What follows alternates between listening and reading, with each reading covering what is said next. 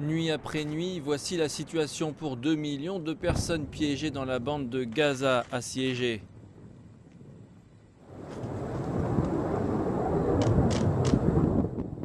La nuit est agitée en raison du bruit des tirs de roquettes du Hamas et des F-16 israéliens effectuant des frappes aériennes et du bourdonnement constant des drones israéliens tournoyant dans le ciel.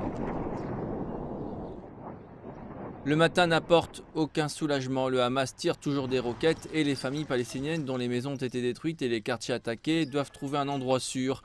Il n'y a pas d'abri anti-aérien, donc les familles vont dans les écoles construites par les Nations Unies. Nous avions prévu de partir pendant la nuit, mais le drone et avions israéliens n'arrêtaient pas de nous bombarder. Au lever du soleil, nous avons finalement commencé à bouger et nous avons couru vers les écoles. Nous n'arrivions pas à croire la façon dont nos enfants criaient. Ils voulaient partir et nous tremblions pour eux. Le président américain Joe Biden a fait ses premiers commentaires sur l'escalade. Il a blâmé le Hamas. Comment arriver à un point où il y a une réduction significative des attaques, en particulier des attaques à la roquette, qui sont tirées sans discernement contre les centres de population. Le Hamas a tiré des roquettes sur l'aéroport de Tel Aviv, Ashkelon et Ashdod. Mais Israël fait face à une guerre sans précédent sur 2 fronts. Le Premier ministre israélien, Benjamin Netanyahou, dit que la bataille dans Israël est la plus dangereuse.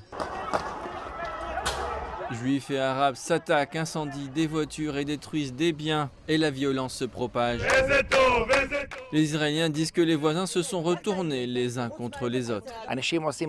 Les gens font ce qu'ils veulent. Incendie, pillent, frappent, je ne sais quoi. Nous sommes au bord du gouffre.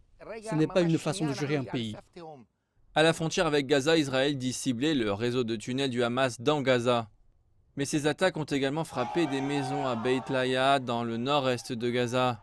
Une famille de 6 personnes, dont des enfants âgés de 2 à 7 ans, a été tuée. Fadi Tanani dit que son frère Rafat est mort. Pour lui, sa femme et ses 4 enfants, il n'y a eu aucun avertissement. 5 roquettes ont été tirées et sa femme est enceinte. Des dizaines de Palestiniens ont été tués et le nombre est beaucoup moins élevé pour la partie israélienne. Tant que les attaques des 2 côtés ne cessent pas, il y aura certainement de nombreuses autres funérailles.